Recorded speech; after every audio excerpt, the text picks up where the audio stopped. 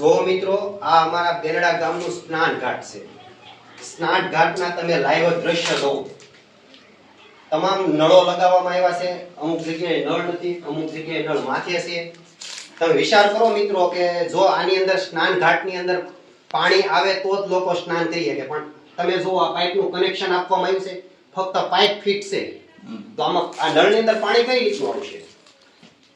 એનું જોડાણ તો હોવું જોઈએ ને, પણ એ જોડાણ પણ નથી અહીંયા। એટલે આ સ્નાન ઘાટનો અમારો એવો જ ઉદ્દેશ છે કે ગામની અંદર આ જે વસ્તુ છે એને સારી રીતે વ્યવસ્થા કરવામાં આવે, કે નહીં કોઈ સરકારી વસ્તુ તમને આપી છે તો ખોટી રીતે બગડી જાય અને ખોટી રીતે વેડફાઈ જાય। એટલે અમારે તમામ લોકોને એ જ વિનંતી છે, સ્નાન ઘાટની અંદર તમે મિત્રો વિચારી શકો કે આવા દ્રશ્ય સ્નાન ઘાટની અંદર હોય? બસ અમારે એ જ વિનંતી છે કે તમામ વસ્તુ સરકારી સંપત્તિ છે તો એમની જાળવણી કરવામાં આવે અને સારી રીતે સાચવવામાં આવે। સ્નાન ઘાટ છે તો સ્નાન ઘાટનો સ્નાન ઘાટ